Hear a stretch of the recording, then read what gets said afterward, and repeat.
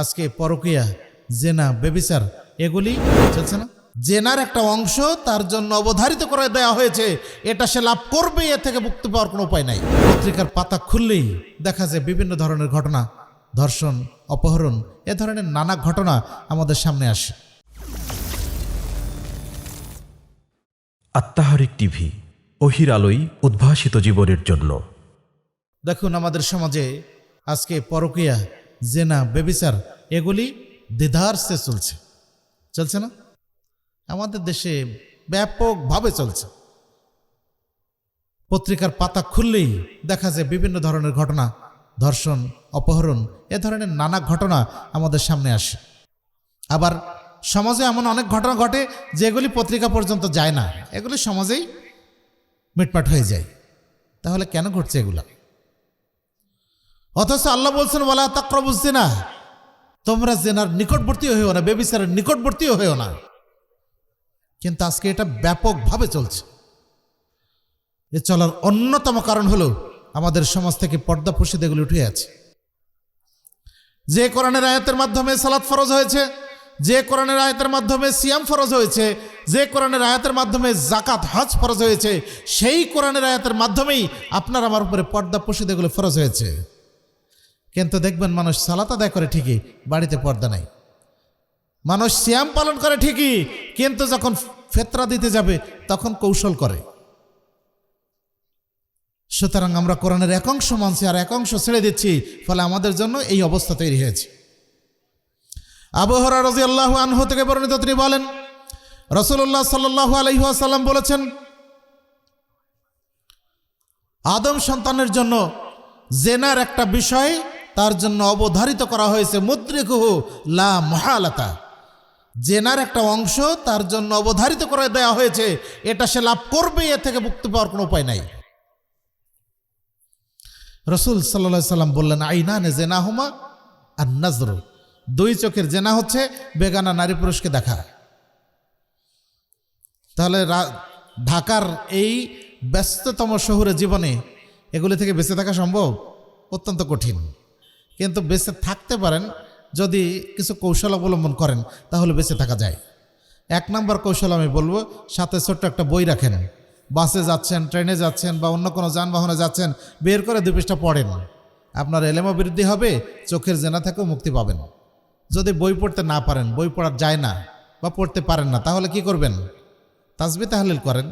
আপনি সুবহানাল্লাহ, আলহামদুলিল্লাহ, লা ইলাহা ইল্লাল্লাহু আল্লাহু আকবার, আপনি যে গন্তব্যে যাবেন সেই পর্যন্ত পৌঁছা পর্যন্ত 1000 বার পড়েন প্রয়োজনে। তাহলে কি হবে? আপনার দৃষ্টি অন্যদিকে যাবেন, আপনার খেয়াল থাকবে যে আপনি তাসবিহ পড়ছেন।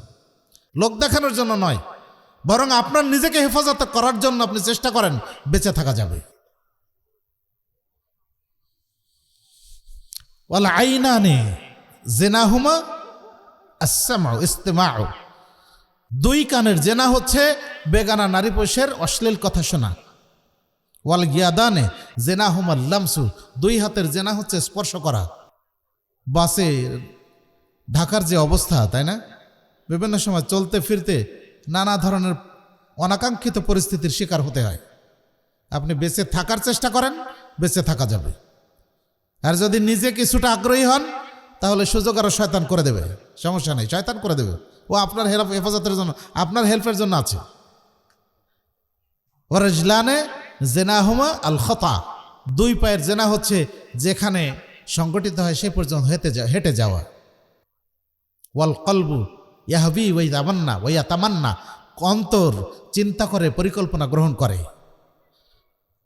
ওয়া ইউকাযযিবু যালিকা ওয়া ইউসাদ্দিকু যালিকা ওয়া ইউকাযযিবুহু, আল ফরজু ইউকাযযিবু যালিকা ওয়া ইউসাদ্দিকুহু, লজ্জাস্থান হয় সেটাকে মিথ্যা প্রতিপন্ন করে অথবা সেটাকে বাস্তবায়ন করে।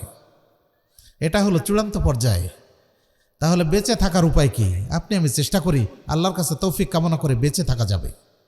আজকের সমাজে আমাদের মধ্যে থেকে আল্লাহভীতি এগুলি উঠে গেছে বলেই আজকে সমাজের এই সমস্যা। আল্লাহ বলছেন, ইন্নাল্লাযীনা তাকাউ ইযা মাসাতহুম তায়ফাতুম মিনাশ শাইতান, নিশ্চয়ই যারা মুত্তাকি, যারা আল্লাহকে ভয় করে, যখনই শয়তানের কোনো দল তাকে স্পর্শ করে, যাকারু, তারা আল্লাহকে স্মরণ করে। যখনই শয়তান তাকে পাকড়াও করতে চায়, তখন সে আল্লাহকে স্মরণ করে, ফলে আল্লাহ রব্বুল আলামিন তাকে হেফাজত করেন। ইউসুফ আলাইহিসসালামকে জোলাইখা ডেকে নিয়ে গেল, তাই না? জোলাইখা তো ইউসুফ আলাইহিসসালামকে ডেকে নিয়ে গেছিল না? ডেকে নিয়ে গেল তার অন্দরমহলে, নিয়ে যেয়ে সে তার হীন স্বার্থ চরিতার্থ করার জন্য সেখানে সে বলল যে আমি তোমার সাথে এটা করতে চাই। তিনি তখন আল্লাহকে স্মরণ করলেন, আল্লাহর কাছে সাহায্য চাইলেন, পরে আল্লাহ তাকে হেফাজত করেছেন। আজকের দুনিয়াতে আপনি আমি বেঁচে থাকার জন্য ওই আল্লাহ ভীতি সবচেয়ে, আমার জন্য আপনার জন্য এটা সবচেয়ে বেশি জরুরি। যদি আল্লাহ ভীতি অর্জন করা যায় তাহলে সব থেকে বাঁচা যায়। একটা ঘটনা বলি। উমাইয়া খলিফার সময় একজন দরিদ্র মহিলা, সে খাওয়া পড়ার যথেষ্ট তার সমস্যা, অভাব অনটনে তার দিনই কাটে না। একদিন সচ্ছল একজন মানুষ তাকে ডেকে বলেছে যে আমার বাড়িতে এসো, তোমাকে কিছু টাকা পয়সা দিব। মহিলাটা মনে করছে যদি গেলে কিছু পাওয়া যায় তাহলে যাই। এবার যখন তার বাড়িতে গেছে তখন বলছে যে তুমি বাড়ির দরজাটা বন্ধ করে আসো। এবার সে বলছে হ্যাঁ আমি সব দরজা, সব জানালা দরজা এগুলি তো বন্ধ করতে পারবো, কিন্তু একটা দরজা আমি বন্ধ করতে পারবো না। লোকটা তখন লজ্জা পেয়ে গেছে। কোন দরজা বলেন তো? আল্লাহর দরজা বন্ধ করা যাবে? আল্লাহর দরজা কখনো বন্ধ করা যায় না। আল্লাহ সব কিছুই আপনার আমার দেখেন। এজন্য আল্লাহ বলছেন ইয়াস্তাগফুনা মিনান নাস ওয়ালা ইয়াস্তাগফুনা মিনাল্লাহ।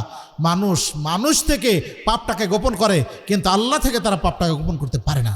সুতরাং আপনি যদি এই আল্লাহকে ভয় করি, তাহলে অবশ্যই এই সমাজের যাবতীয় অনাচার, যাবতীয় সমস্যা এগুলি থেকে নিজেদেরকে পরহেজ করা, নিজেদেরকে বাঁচিয়ে রাখা সম্ভব।